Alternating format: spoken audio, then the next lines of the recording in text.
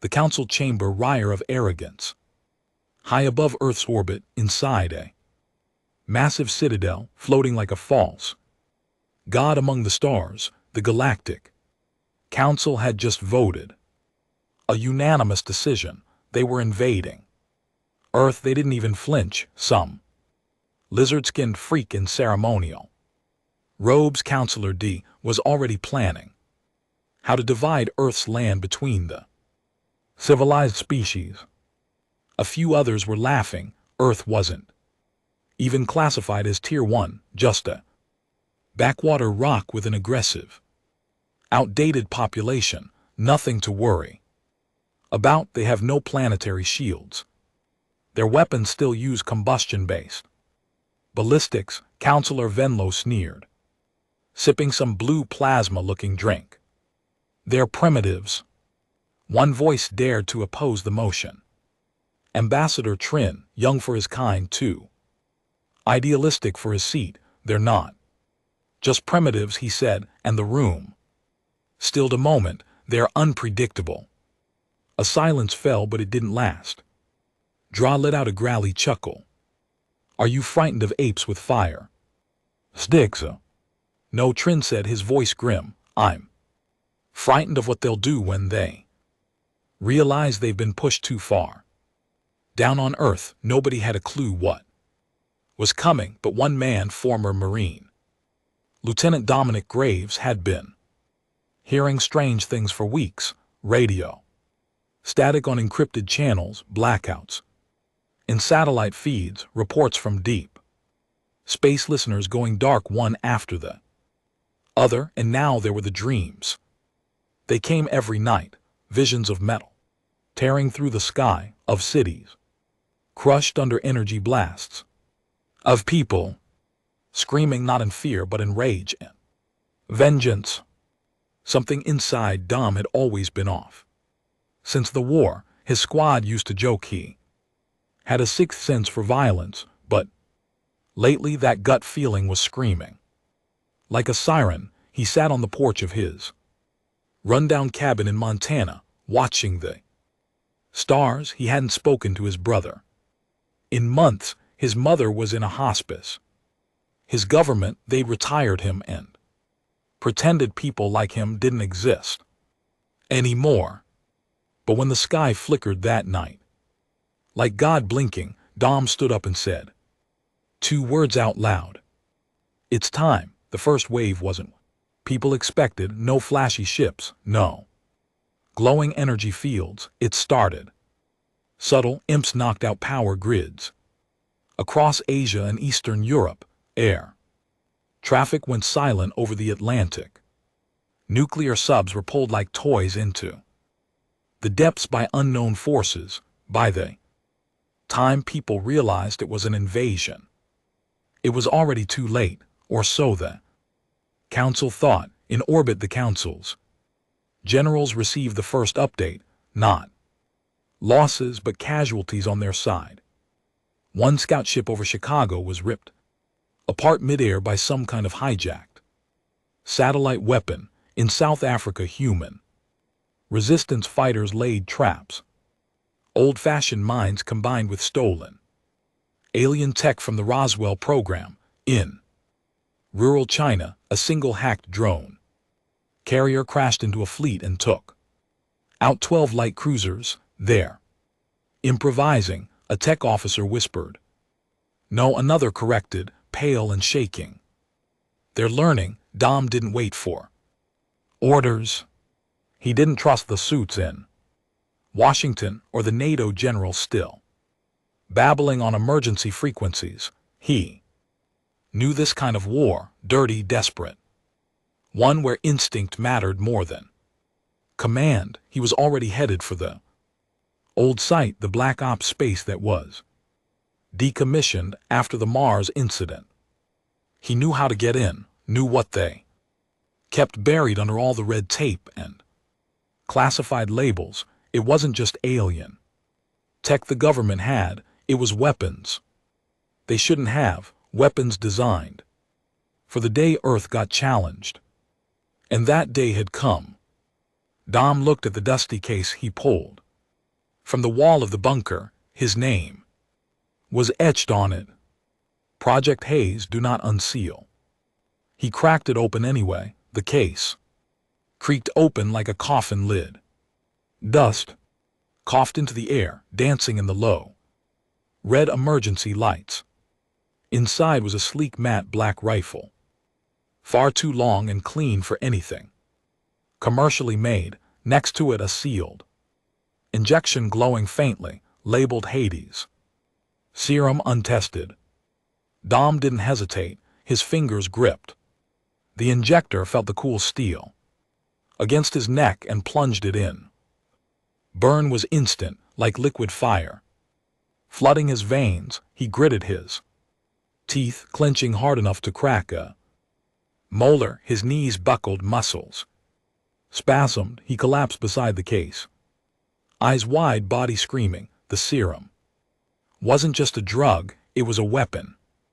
Genetic rewriting, an illegal bioenhancer reverse engineered from alien physiology. It had been banned globally the moment the first test subject melted into bone sludge. But this wasn't about survival anymore. This was about vengeance. 6 hours later, the first transport ship touched down outside what used to be Keef. No warning, no surrender. It opened fire before its landing gear even settled. Entire buildings turned to ash. Streets melted, and then came the resistance. It started with a child, maybe 11 years old. He picked up a fallen Soldier's weapon and fired blindly at the alien war machine.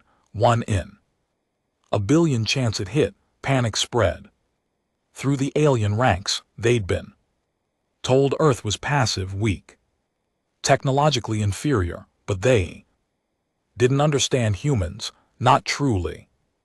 They didn't understand what happens when you burn someone's home, kill their people, and assume they'll kneel. Humans don't kneel, they fight even when they've already lost.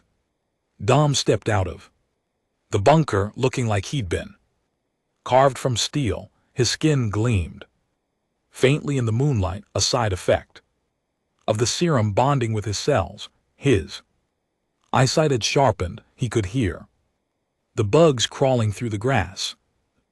Gun in his hand felt like a feather.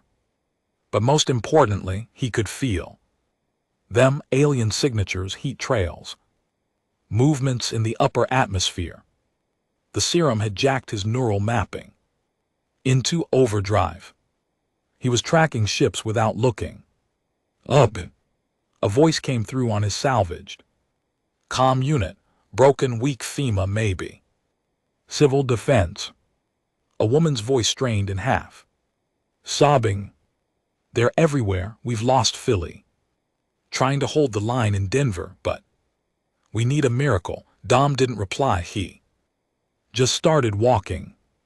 On the orbital citadel, the counselors were no longer smug, not entirely. The reports didn't make sense. Earth cities should have collapsed within hours. Instead, they were holding, in some places pushing back. There were no coordinated armies, just cells of resistance popping up, almost like Earth itself had antibodies.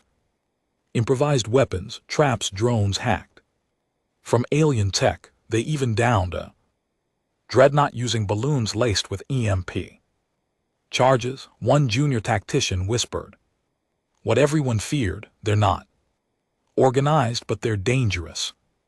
D slammed a clawed hand on the hollow table. We outnumber them 1,000 to 1. Trin, standing silently in the corner, watched as panic slowly set in. They're used to fighting fair, he murmured. Humans never learned that rule. Dom made it to the outskirts of Salt Lake by nightfall. A drone spotted him. It opened fire. He didn't duck, didn't blink. He aimed the Hades rifle and with one clean burst dropped it out of the sky plasma round, a straight shot through the AI's logic core. He didn't Stop moving, he didn't breathe heavy. The serum had numbed pain suppressed. Fear sharpened everything else. By the time he reached the refugee camp, in the canyon ridge, they already knew. His name, they called him Ghostfire. Legend was born before he even said a word. In the canyon bunker, a man approached him, greasy beard limping from a shrapnel wound. Ex-Marine, probably looked like hell. But his eyes had that look Dom knew too. Well, a man who'd lost everything and still woke up to fight. You Dom Graves? The man asked. Dom nodded once. The man chuckled bitterly. Thought you were dead. Not yet. Good, cuz we're building a kill squad. Got intel on a command vessel parked near Phoenix. High-ranking counselors, we hit that. We send a message. Dom didn't hesitate. When do we leave? They moved at night. Dom, the limping Marine, name was Brooks, and a crew of 7 more. 1 former CIA spook, a Ukrainian explosives expert. 2 National Guard deserters. Quiet old man who never said a word but carried a flamethrower like it was his baby, and 3 civilians who just wanted to kill something that didn't bleed red. The plan was suicide. But that didn't matter. Humans specialize in suicide missions. History's full of them. They were betting on one truth. The council thought humans were predictable, that we'd break under pressure. They were wrong. Humans get smarter when they bleed. The convoy reached Phoenix outskirts by dawn. The alien ship hovered like a goddamn mountain, bigger than anything Dom had ever seen. It blotted the sun. Counselor Venlo was inside, transmitting messages of cleansing to his home world, talking about progress, peace through destruction. That was his last transmission. Dom and the crew slipped through the perimeter using stolen ID tags. Brooks blew the first hole in the wall with a homemade rail spike laced with uranium scrap. The rest was just carnage. They moved like fire. Dom took out guards with surgical shots. 1 shot per alien, never missed. Serum burned in his blood like lightning. Every move calculated, every decision efficient. No fear, no mercy. They reached the command deck in 11 minutes. Dom kicked the door in. Venlo turned shocked, so arrogant he didn't even raise a weapon. Dom didn't speak. He raised the Hades rifle and put a round through Venlo's chest. Plasma ripped through bone and sinew like tissue paper. The body dropped. Dom turned to the others. Message sent. They rigged the ship to explode. Nuclear feedback using the ship's own drive. Fireball lit up the desert sky. The council felt it from orbit. Panic erupted. Counselor D ordered an orbital bombardment. But before the order could be executed, something strange happened. The humans hijacked the signal. A global transmission hit every alien vessel. Dom's face filled the screens. His eyes glowed faintly. His voice was calm. Cold. We didn't ask for this war. You brought it here. You thought we'd fold, break, run. A pause, then he leaned forward. You underestimated the wrong species. The message ended, and then Earth responded in force, not with armies, not with fleets, with fury. Every man, woman, and child who had nothing left picked up a weapon, and the slaughter began. In the citadel, Trin turned to Dra, who was pale now, sweat dripping from his leathery brow. You started this, Trin said quietly. Now finish it. But Dra didn't answer. Because for the first time in 1,000 cycles of conquest, they weren't the hunters, they were the prey. The explosion over Phoenix painted the morning sky blood red. Ash fell like snow for miles. Every survivor in the region looked up and felt something that had been beaten out of them since the invasion began, hope. But Dom wasn't done, not even close, as he stepped away from the burning wreckage of the Council's command ship. His earpiece buzzed, a new frequency, buried deep in military encryption that shouldn't have been active. Lieutenant Graves, a growly voice, crackled, "This is Echo Bases. We've been monitoring. HFY, time to fan it."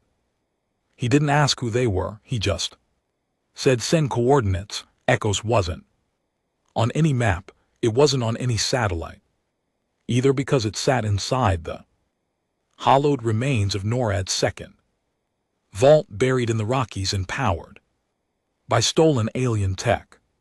They'd been watching the Council's movements for weeks, tracking energy surges, mapping their weaknesses, waiting for someone crazy enough to lead a counter offensive, and now they had one. Dom arrived coated in blood and ash, his eyes still glowing from the serum's grip, but he looked calm, colder than steel. The room went silent when he walked in. A woman approached him, mid-50s, military haircut, the kind of stare that could stop a heartbeat. General Harper, the last U.S. military commander, not under alien control.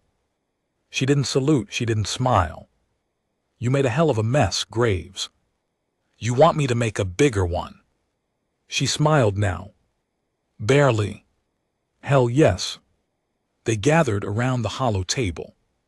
Flickering with static, Earth's defense was scattered, but Echo Bases had a plan, one that hinged on desperation, madness, and a little miracle Dom carried in his bloodstream. "We've confirmed the Council's central fleet is anchored in low orbit, directly above the old equator line," Harper said.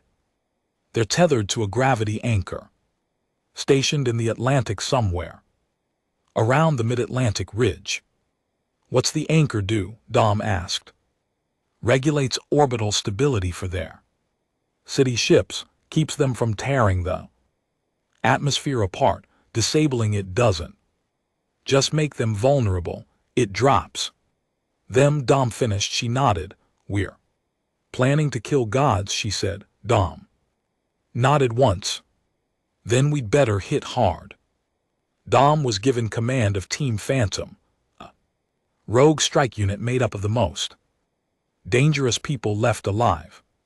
There was Santos, an ex-cartel enforcer, who once melted a tank using a fusion torch. Miller, a disavowed NASA engineer, who turned drones into kamikaze swarms. One, a South Korean sniper who hadn't spoken since the Seoul massacre. And Reed, a former priest who carried a shotgun instead of a Bible and said God had officially checked out of Earth. They were monsters, ghost survivors. Dom looked at them and said, "We're going to hell. Anyone not ready, speak." Now, no one spoke. They launched at dawn. Covert submersible drop via deep sea capsule into the mid-Atlantic. The ocean swallowed them in silence. No lights, no contact. The Council's gravity anchor wasn't just a device. It was a fortress built into the sea floor, surrounded by Kraken-like drones and neural minefields. No one had ever touched it, but no one had ever tried this crazy before either. Inside the capsule, Miller piped up, "We're trusting alien tech to get us down there. Anyone else feeling suicidal, or is that just me?" Reed chambered around. "Only way to heaven's through hell, brother." Dom didn't flinch. He was reading the schematics burned into his retina, uploaded straight into his enhanced cortex.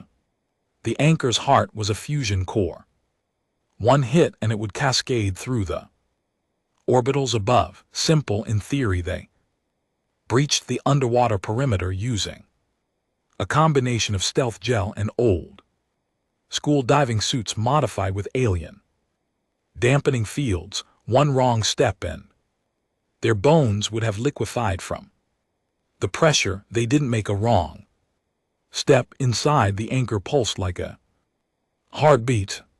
Bright blue light filled the corridors. Aliens moved like clockwork, precise, clean, unprepared for what came next. Because Dom's team didn't sneak, they stormed.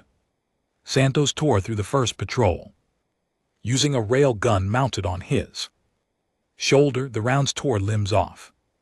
Blood sprayed the walls. Miller hacked the internal defense grid and turned it on the engineers.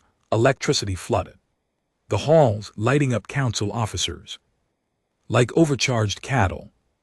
Quan climbed the ventilation shaft and dropped behind a security drone, jamming a blade into its eye and riding it down like a mechanical bull. Reed said a prayer, then blew a counselor's head off with a slug round.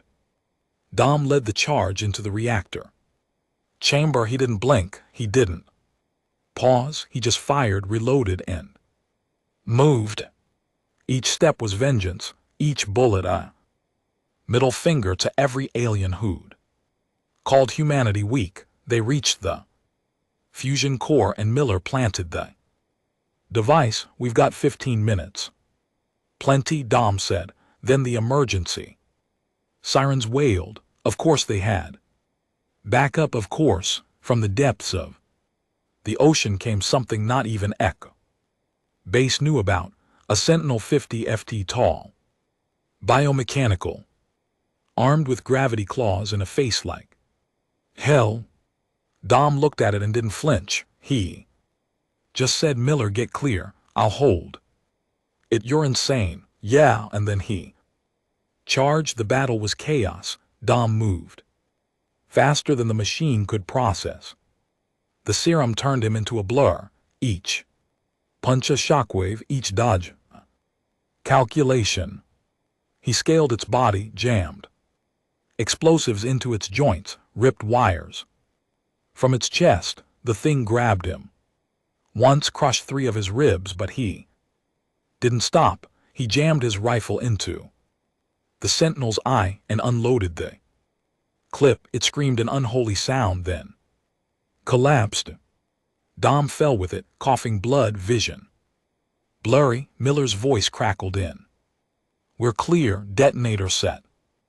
Dom smiled, broken teeth and all. Light it up. The Atlantic lit up like Judgment Day. The gravity anchor collapsed in on itself, and above the sky shattered. Hundreds of council ships lost orbital balance. Systems failed. Engines sputtered. One by one they began to fall. From space it looked like rain, but on Earth it looked like a reckoning. In cities across the globe, people watched as the impossible happened.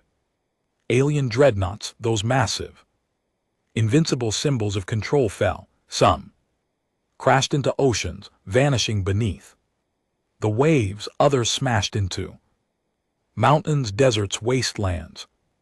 One slammed into the remains of Paris, turning the sky orange, and with every fall humanity rose. They weren't just resisting now. They were winning. In the Citadel, chaos reigned. Counselor Draw screamed into comms, demanding reinforcements, but none came. Half the fleet was gone. Their anchor destroyed. Their plan burned. Earth and enslaved. The rest was dead. Trin stood by the viewport, watching a ship crash through the clouds. We never understood them, he whispered. We studied their tech, their wars, but not their soul.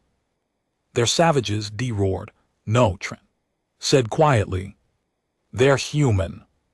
And that's when Dom's transmission cut in again. Blooded, barely standing, but still fighting. He stared straight into the camera, eyes wild. You thought you could own us, You thought we'd die quietly, but we're not built like that. He lifted his rifle. One last message. You landed on the wrong damn planet. The sky was a graveyard, burning ships. Trailed smoke across the heavens like the fingers of dead gods scraping. Earth's surface, the air wire of scorched metal and charred alien tissue. Dom stood on the ridge of a crater that used to be part of the Atlantic Ocean. Blood dripping from his jaw, knuckles swollen and cracked, his ribs were broken, arm dislocated, serum nearly burned out of his system. Didn't matter. He looked up at the smoking wreckage of a council dreadnought, plunging toward the sea, and smiled. You sons have picked the wrong planet. Echoes roared to life, every scrambled signal, every underground frequency was lighting up like wildfire. Resistance cells that had gone dark for weeks suddenly came back online. Berlin's last holdouts captured a scout cruiser using nothing but jury-rigged harpoons and C4.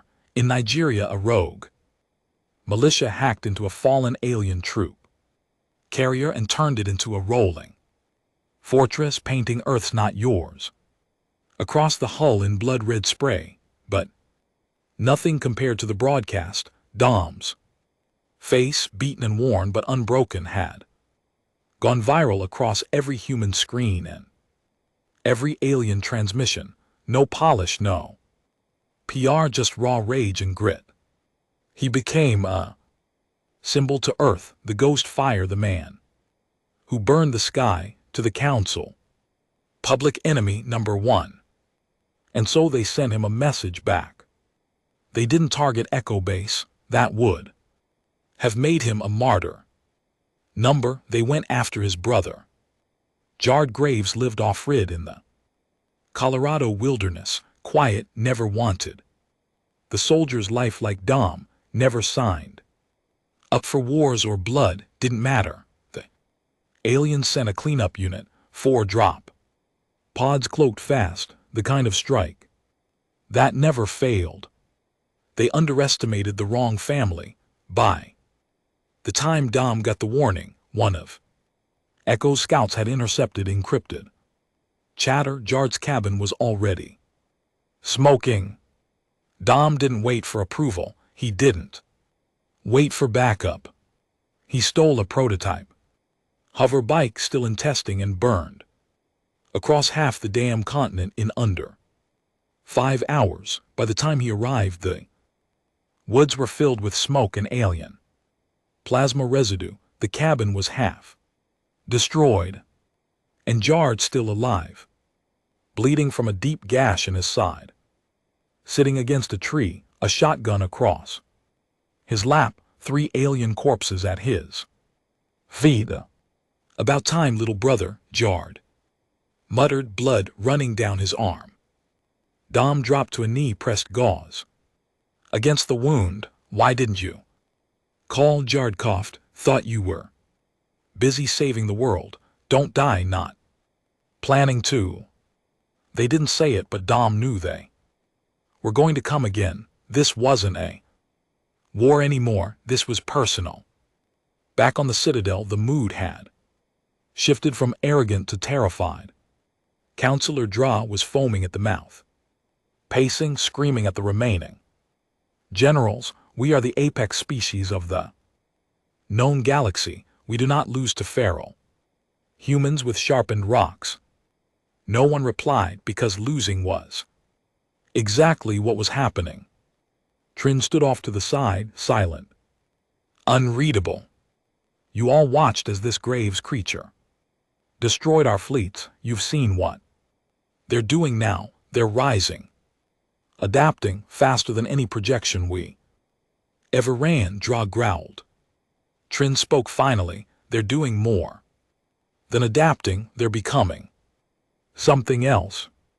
What does that mean? Another counselor hissed. They're evolving. The ones we enhanced like Graves. The serum didn't kill him. It unlocked something. He's Not just human anymore, and you're afraid of him. Trin turned to him. You should be. Echoes couldn't hold much longer. Word was spreading. The council was deploying a new weapon, not another fleet, not a dreadnought, a hunter-class apex unit. Named the Hollow, grown in vats, engineered from the DNA of every species the council ever conquered, wrapped in living armor, armed with a consciousness designed purely to kill. No diplomacy, no hesitation. It had one directive: bring me graves. It landed in Nevada near the ruins of what used to be Las Vegas, flattened 5 resistance bases in 3 hours. Left no survivors. Its mind was directly connected to the Citadel. It learned as it killed. And now it was hunting. Dom knew it was coming. He could feel it in his bones.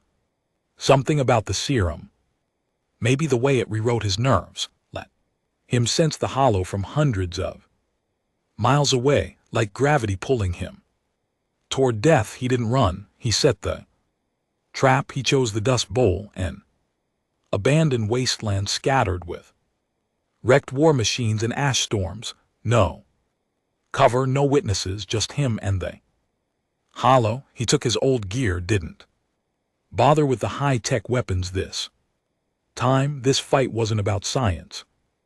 It was about will. Jard patched him up best he could, taped the broken ribs, injected another round of serum. This one unstable could kill him in 10 minutes or turn him into a god.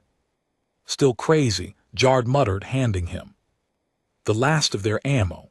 Dom loaded rifle, slung it over his shoulder, and grinned. Wouldn't be me if I wasn't. Then he walked into the storm.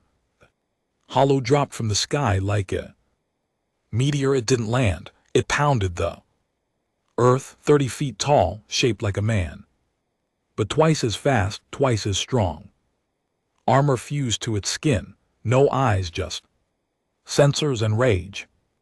Dom didn't flinch. He raised his weapon, fired once, plasma round ricocheting off the Hollow's shoulder with a shower of sparks. It turned, looked at him, let out a sound that wasn't a roar. It was laughter. Then it charged. Dom ran, not in fear, in strategy. The first wave was distance. Let it think he was afraid. Make it overcommit. The Hollow's claws tore through steel wreckage like paper, chasing him through twisted tanks and shattered drones. Then Dom spun, fired a shot straight into a weak joint behind its knee. It stumbled. Dom leapt up onto a ruined tower, launched a grenade straight at its back. Direct hit. Flames licked across the armor, but it didn't slow down. The Hollow was laughing. Again. You are not the first, it said, in a voice like static and screams. You will not be the last. Dom's eyes narrowed. Yeah, but I'll be the one who kills you. The battle raged. For hours, they tore the earth apart. Dom's suit was shredded. Blood poured from half a dozen wounds. His vision blurred, but he kept moving, kept striking. He jammed a blade under the Hollow's rib cage and twisted. It stabbed him through the shoulder. He bit down on the pain, ripped its arm off. They fought like animals. No tactics, no rules, just rage. And then Dom saw it, the power core pulsing beneath its chest plate. Vulnerable. Flickering final shot. One chance. Dom leapt forward as the Hollow roared, raised his rifle. For Earth. He pulled the trigger. The core exploded. Blinding light swallowed them both. Then silence. Hours later, Jard and the resistance crew dug Dom out of the crater. His body was broken, barely breathing, but alive, somehow alive. Hollow's remains were scattered across the battlefield. Dom had done the impossible again, and the council, they Watched the footage in horror, watched. As their ultimate weapon fell, there was only one message left, one truth echoing. Across space, you don't conquer Earth. You survive it if you're lucky. Dom lay in the crater for hours before they pulled him out, his pulse barely registered, bone-shattered nerves fried, half his face swollen. The serum was overclocking his heart, pushing his body into critical zones. A normal man would have died 5 times over, but Dom Graves wasn't normal anymore. He was the last edge of a species that refused to go extinct. Jard rode with him in the evac skimmer, gripping his hand the whole way like it could keep his brother tethered to this world. You hear me, Dom? You're not dying, not now. Dom didn't respond, not with words, but his fingers twitched once, still fighting. Echoes went into full lockdown. Medics worked in silence while command scrambled. The death of the Hollow had shifted the balance of power, and Earth smelled blood. General Harper paced in front of the strategy table. The last transmission from the Citadel had leaked across their network. Counselor Draw screaming, calling Graves a freak, swearing revenge, demanding his head be displayed across every system as a warning to the rest of the subspecies. It backfired. That broadcast didn't frighten Earth, it lit a fuse. Cities across the globe began building strike squad. Civilians armed themselves in droves. Captured Council tech was being converted into anti-air batteries and stealth drones. Humanity was becoming a machine of war, but Harper knew it wasn't enough. They had to end this. Before the Council regrouped, they had to go up straight into the belly of the beast, the Citadel. But there was only one man who could lead that mission, and he was dying. Dom woke up in a haze, tubes in his arms, bandages wrapped around most of his body. The lights were dim, the room silent.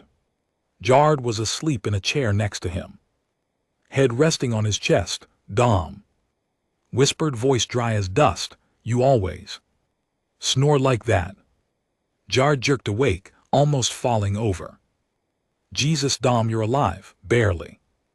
"You damn lunatic, you fought that thing for 3 hours straight. You punched it in the throat." Dom smiled weakly. "It laughed at me." "Yeah, and now it's ash." A medic entered, relief on her face. "You shouldn't be conscious. That last dose nearly liquefied your heart. You need to rest." "No time," Dom croaked. "What's the status?" She hesitated, Echoes prepping something big, but General Harper said, "Nothing moves until you sign off." Dom nodded once, teeth gritted against the pain. "Then get her in here." Harper entered the room like the storm she always carried. Sharp, focused, no bullshit.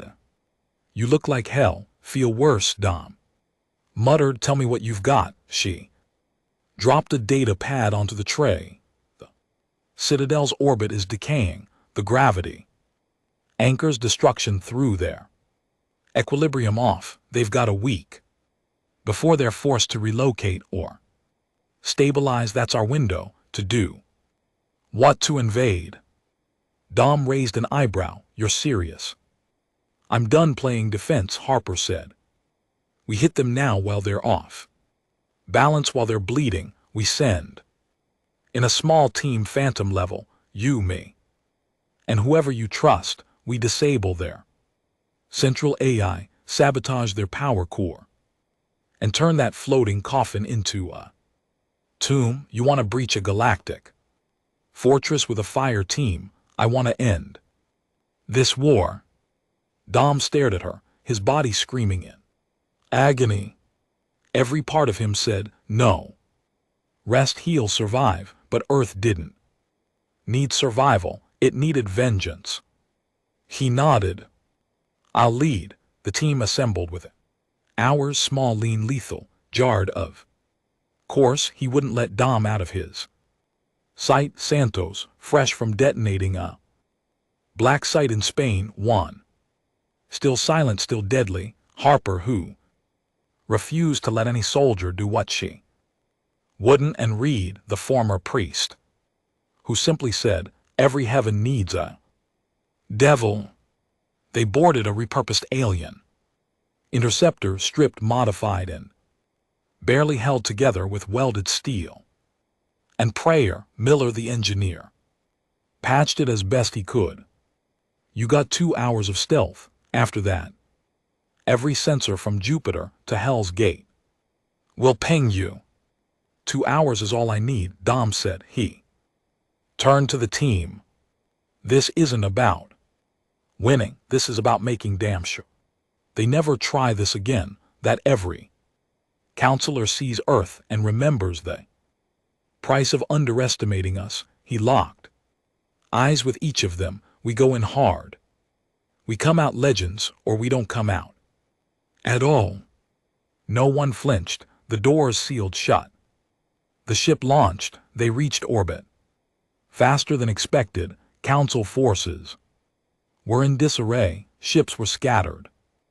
The Citadel, once a symbol of power, now looked like a rusted god, bleeding from every seam. Still massive, still armed, but not unbreakable anymore. Miller's stealth systems held until they were within boarding range. A small docking port, unguarded. The Council didn't expect an attack. Not here, not in their home.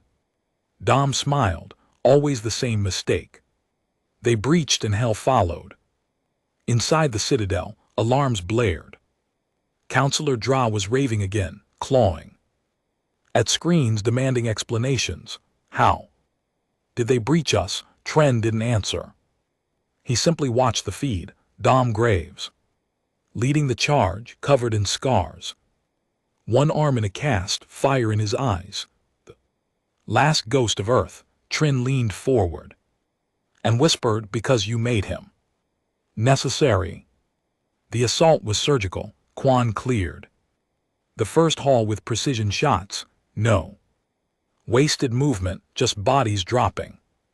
Santos rigged explosives along structural seams, cutting off Council reinforcements. Harper guided the path to the AI chamber, reading alien schematics like scripture.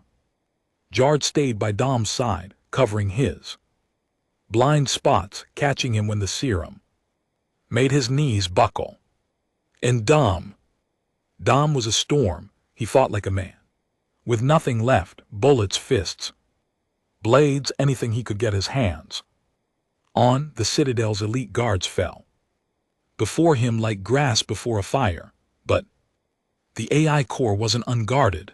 The Sentinel protocol had activated, and that's when they met it, the last Phalaf, a Council clone designed in Dom's image, built using stolen DNA. Serum enhanced, raised in a simulation. To believe it was the real Dominic Graves, the Council's twisted trump card. It stepped into the chamber, wearing Dom's face, a perfect mirror. Stronger, faster, colder. You're obsolete, it said. Dom stepped forward, bleeding, limping, smiling. Maybe, but I'm still human. And then they fought. The duel was savage. No words, no taunts, just two titans locked in a death dance. The clone had perfect form, calculated strikes, no hesitation. But Dom had rage, memory, purpose. He took hits that should have killed him, broke bones, and kept moving. Jard tried to interfere once. Dom shoved him back. This one's mine. Finally, Dom grabbed the clone by the throat, slammed it into the AI core, and shouted, "This is what makes us different." He headbutted the clone, breaking his own nose. "We don't quit." He stabbed it through the heart with a Fractured beam of Citadel steel, we endure, the clone shuddered, eyes wide. Then died.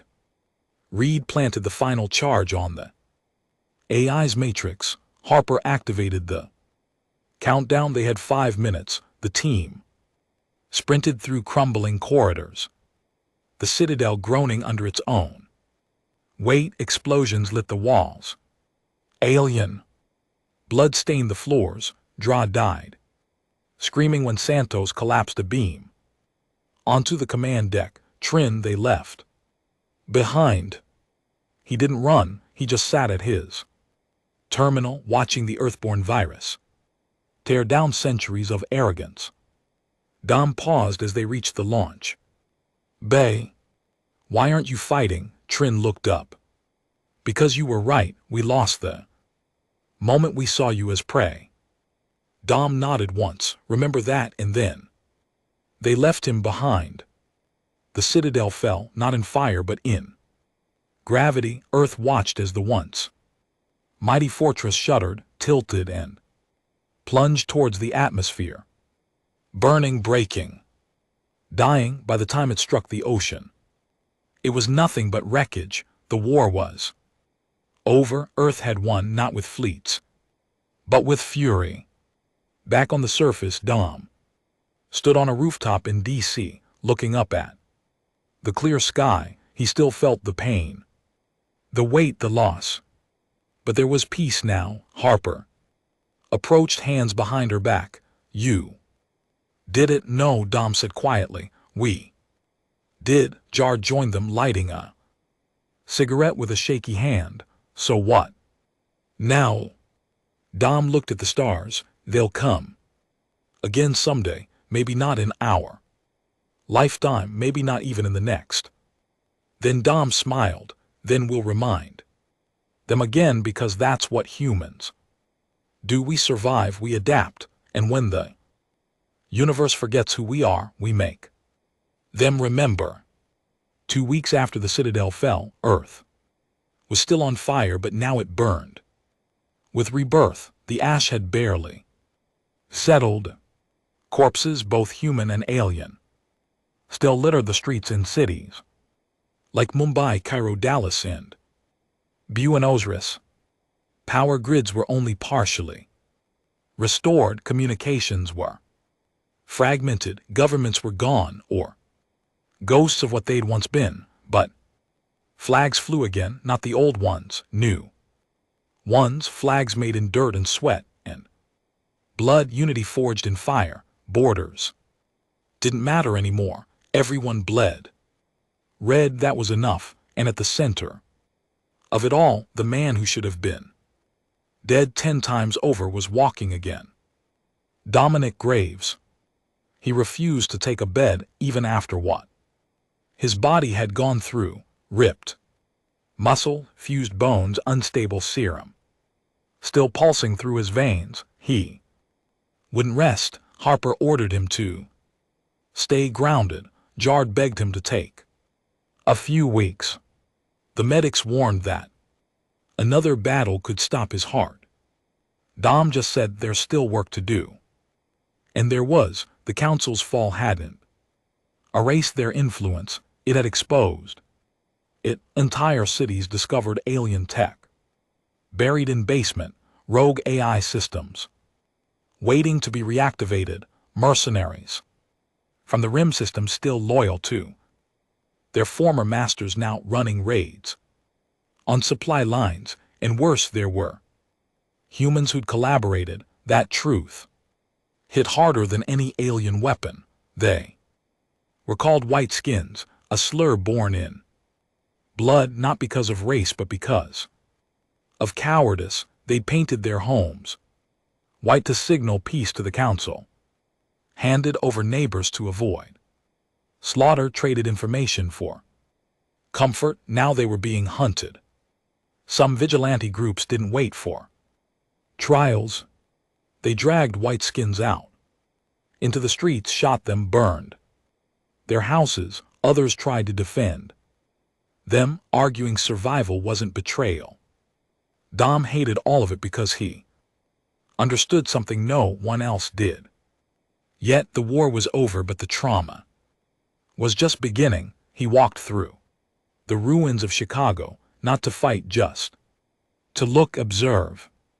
A city once vibrant, now choked in smoke and rubble. Children played with burnt-out alien rifles like toys. Mothers scavenged for food while their husbands guarded the perimeter with homemade weapons. A man approached Dom, dirt smeared and wetted you him. Dom didn't answer. The man stepped closer. You're the one who killed they. Hollow brought the citadel down. Still Dom said nothing. The man's expression shifted. My wife, she was taken by them. We still don't know what they did to her in that ship. She hasn't spoken in 3 days, just screams at night. Dom finally looked at him. I'm sorry. The man spat. You killed their leaders. You think that fixes this? Dom didn't flinch. Number, but it's a start. Back at Echoes, the War Council had shifted from military objectives to stabilization, rebuilding, reintegration, managing alliances across regions that had never worked together before. Russia and Ukraine now shared airspace. China opened its ports to former U.S. fleets. The old world order was dust. Harper sat at the head of the table, older now, worn, her once hard stare now dulled with exhaustion. Dom stood beside her, arms folded. We need to talk about the serum, she said quietly. No, Dom, it's not optional anymore. You're proof it works, but you're not the only one who took it. We have a list of others. Some are mutating. One man in Brazil melted his own squad when his body temperature spiked past 400 degrees. Dom looked away. We need to contain it, Harper continued. Quarantine the users or kill them if we have to. Dom's jaw clenched. You made us, now you want to bury us. We made weapons, she said, voice shaking. You survived, but you're not human anymore, Dom, not fully. He leaned in close. Maybe humanity needs a little monster left to keep the rest in line. Jard tried to reach him later that night. They sat on a rooftop watching drones sweep through broken neighborhoods, dropping off medical packs and ration crates. Kids ran after them like dogs chasing trucks. You're scaring people, Dom. Dom didn't respond. I get it, Jard continued. You fought, you bled, you became something else, but you're still my brother. Dom finally spoke. You know what I think about when I close my eyes? What? That first drop over Arizona. I was in a foxhole. Our comms were down. The alien walkers were tearing through our front line. I remember thinking, this is it. This is how we go. Screaming in the dirt, forgotten. Jard didn't interrupt, and now I look around and they call me a hero, a legend, but all I can feel is the dirt. It never left me. You're not in the hole anymore.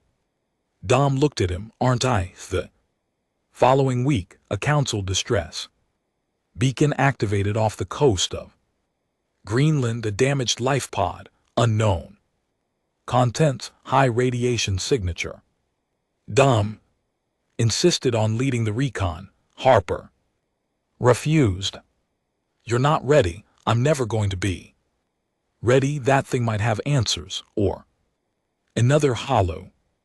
Dom stared at her. Then let's see which of us breaks first. She didn't stop him, because deep down she knew this wasn't about answers. It was about control, about who had the right to dictate Earth's future now, and that meant confronting whatever was left of the enemy. The recon team found the pod half buried in ice, half melted from re-entry, sparking with alien glyphs.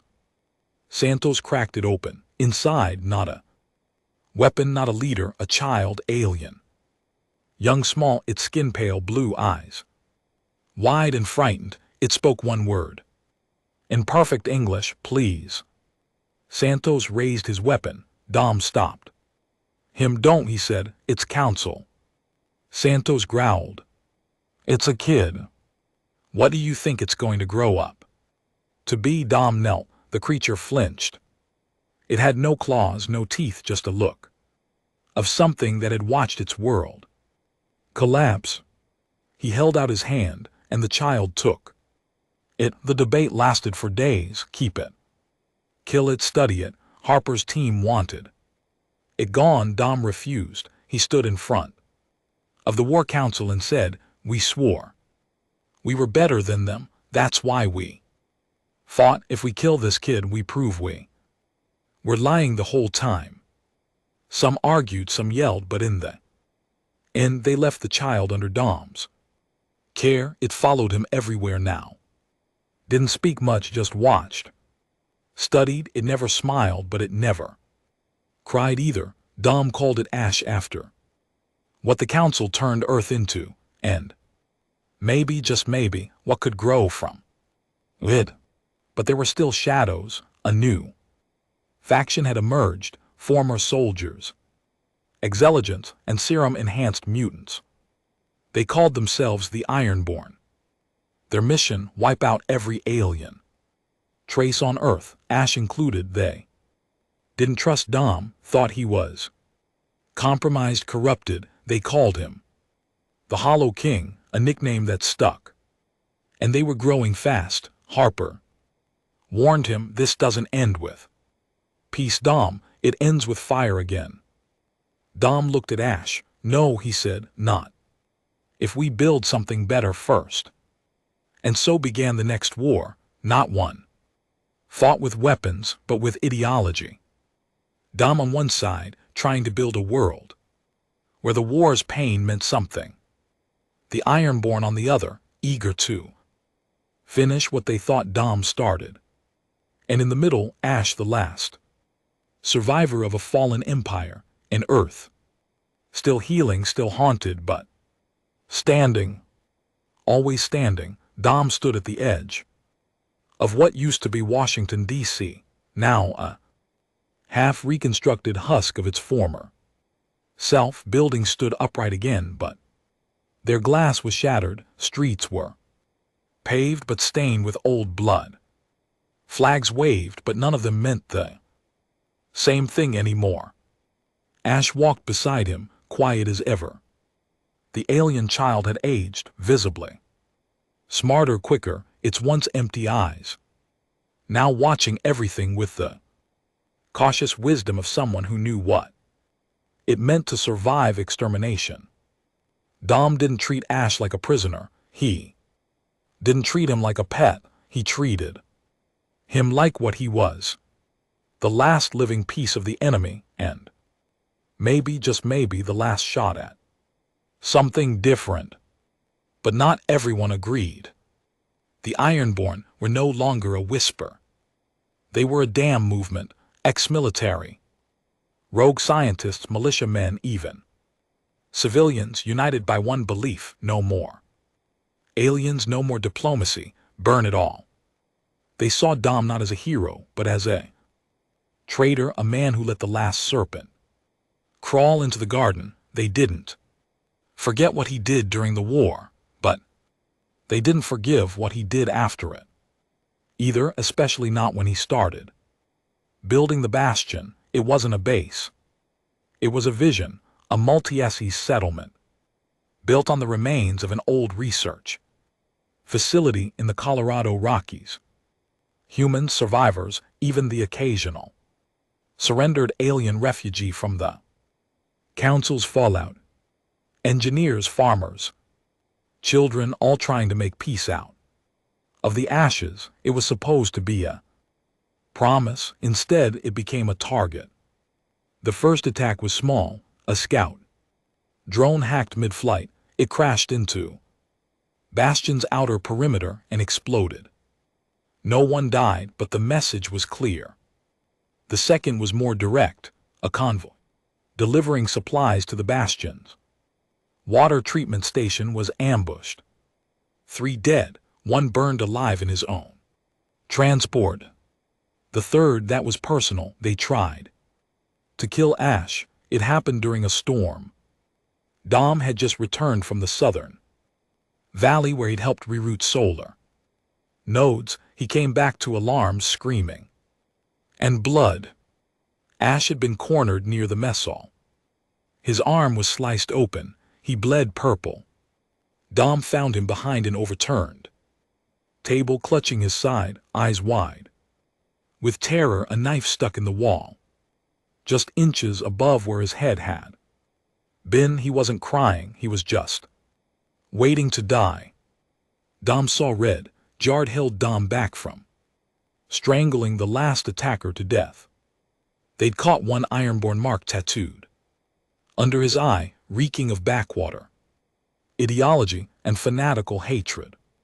"He's not worth it," Jard shouted. Dom didn't care. His knuckles were split open from pounding the man's jaw. "Say it," Dom growled, breathing hard. "Say what you called him." The man spat a tooth onto the ground. Monster. Dom's eyes glowed faintly. The serum still had its claws in him, always humming under the surface like a volcano, waiting to wake. He leaned close. "The only monster here is the one who stabs children." Jard pulled him away. Dom didn't resist, but the damage was done. The word was out. Dom Graves, the Ghostfire, the savior of Earth, was defending an alien child. While humans were dying, the Ironborn didn't need to spread propaganda. They let reality do the work. General Harper called him back to Echoes, not to scold him, not to warn him, to distance herself.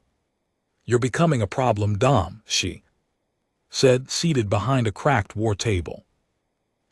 "I'm becoming a reminder," he replied coldly, "of what we actually fought for." Harper folded her hands. She looked old now, not in the face but in the soul. "The people are afraid. Ash is a symbol of the thing they still can't forget. Maybe they're wrong, but fear is not rational. It spreads faster than reason." Dom leaned on the table. "So what? We throw him in a cage, let them burn the bastion to the ground. I'm telling you to be careful. I'm telling you that Ironborn aren't fringe anymore. They have weapons, ships, some of our own. Troops are slipping to their side." Dom nodded slowly. "Then I'll handle it myself." Harper stared at him. "You think they're the same as the council, that if you fight hard enough they'll break?" "No," Dom said quietly, "I think they're worse." A few days later, a message arrived.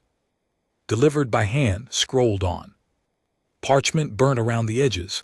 Dom read it alone on the bastion's overlook, with Ash sitting silently nearby. "You were a hero once, now you protect what we swore to destroy. You've lost your way. Come to Black Hollow. Come alone, or we burn your city to the ground." It was signed with a blood mark.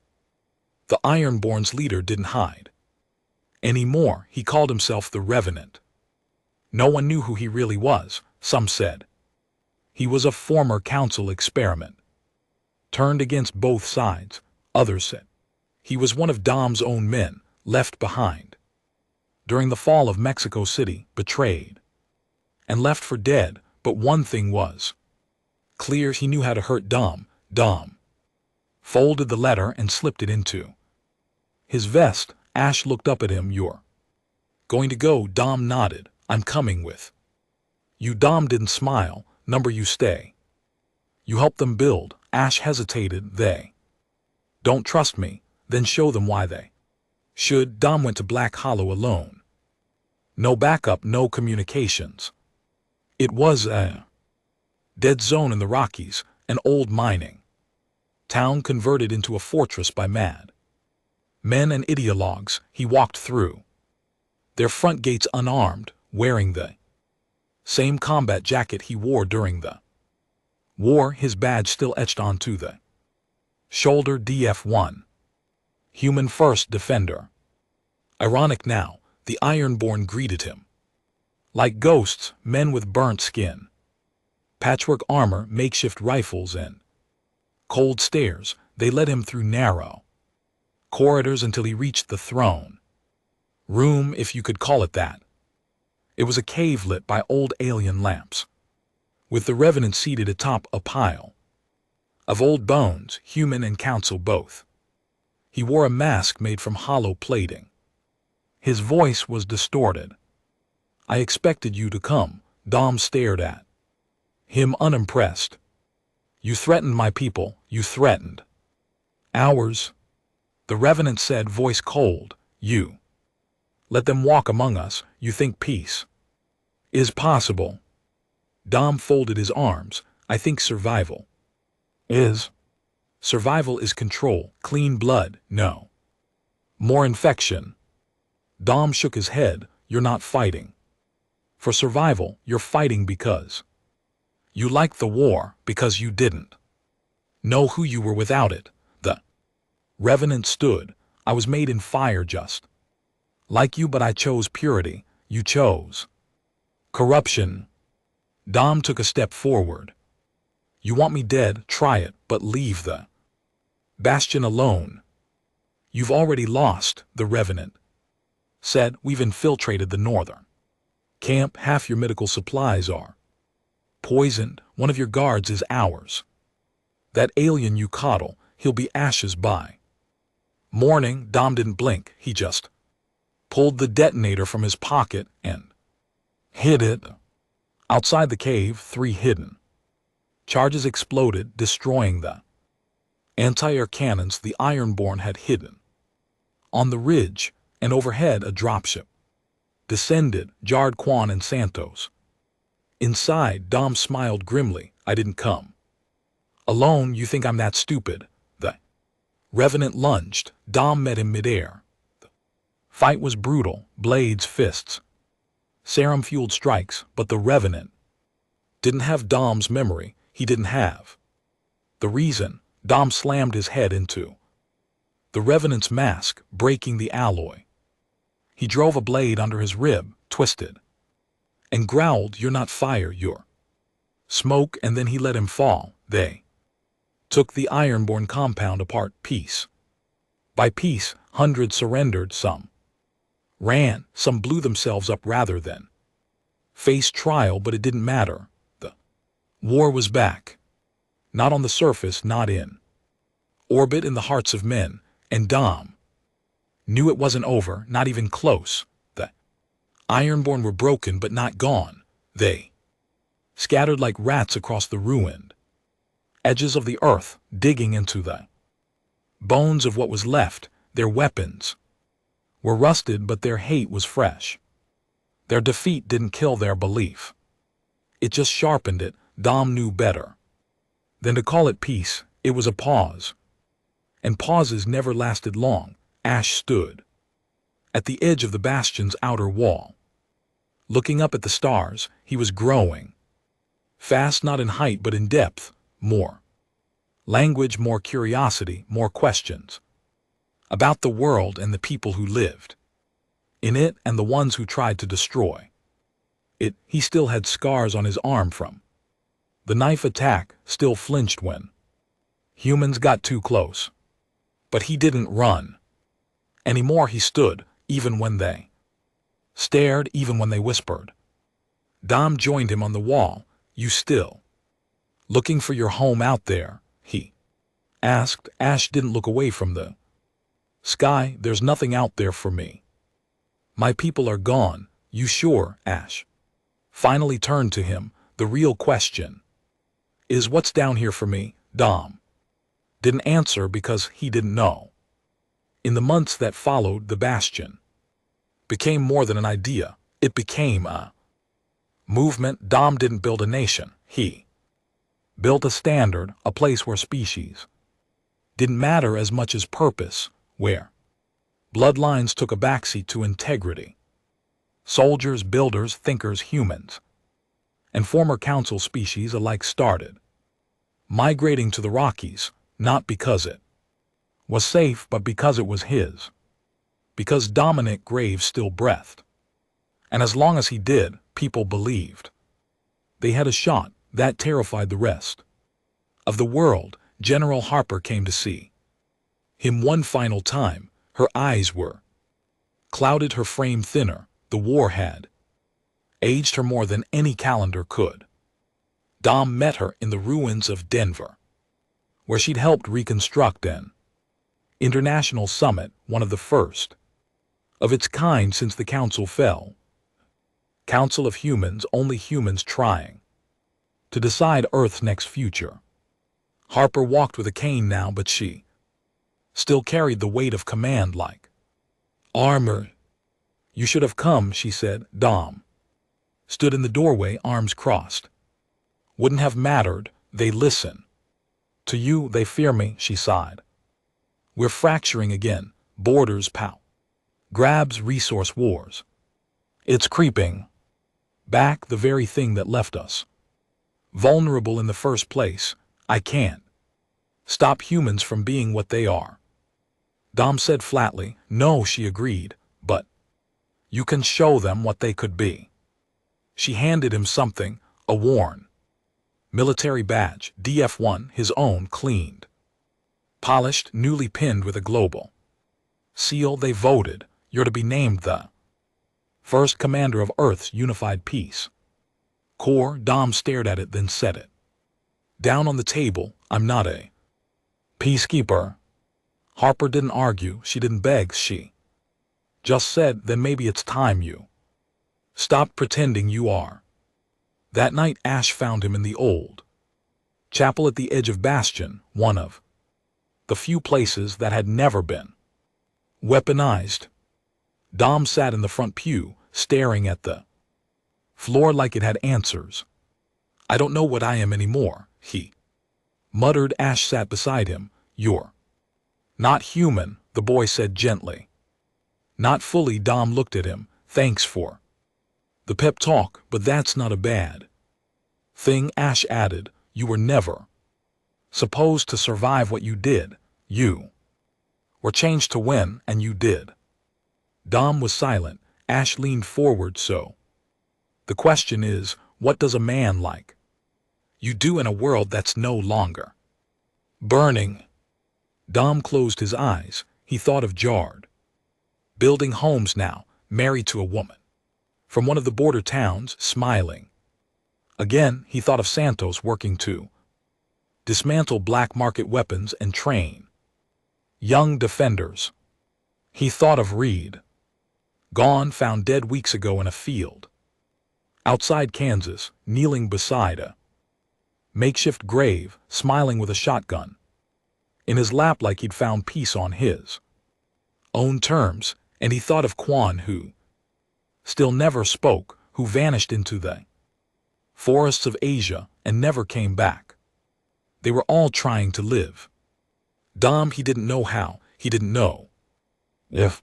Ash stood. If you leave, they'll turn on each other. Dom shook his head. They'll do that anyway. That's what humans do. No, Ash said firmly. They imitate what they see, and right now they see a ghost in charge, a man who doesn't believe in what he's building. Dom looked up, and for the first time in weeks, maybe months, he heard something in Ash's voice he hadn't before. Faith, not in gods, not in ideals, in him. The next day, Dom walked through Bastion like a new man, not healed, not forgiven, but decided. He met with the council. He sat down with the delegates from the old world powers. He stood in front of hundreds of cameras, wearing the uniform they'd offered him once and rejected. He gave a speech that made history, but not because of what he promised, because of what he didn't. He didn't promise peace. He didn't promise hope. He promised accountability. I won't lead you, he said. I'll watch you, and if I see this world falling again, if I see the cracks forming from greed and cowardice, then I will become the fire you tried to put out. He looked straight at the lens. I'm not your hero, I'm your reminder. And then he walked away. Years passed, the Bastion remained. Ash became a diplomat, first of his kind. Not quite human, not quite alien, just himself, and for many that was enough. Earth changed, some old borders returned, others vanished. Technology boomed, cities rose from ruin, scars stayed visible, but they became part of the architecture. The Ironborn remained too, smaller, splintered, still dangerous. They struck, sometimes burned outposts, killed politicians, but they were no longer the future, just the ghosts of a past that couldn't win. And Dominic Graves, he disappeared. Rumors said he died, others swore he was still watching, that his shadow passed over every summit, that his name was whispered before every major vote, that his blade still hung above the neck of every man who thought about bringing tyranny back to Earth. No one saw him, but every now and then, somewhere in the mountains, when a power line sparked wrong or a comm relay pinged without request, they wondered if he was still out there. Not as a man, not as a leader, but as a reckoning. Because Earth had learned something. You don't provoke a species by calling it savage, you provoke it by surviving. What it thought would kill you, you provoke it by letting it remember, and Earth remembered.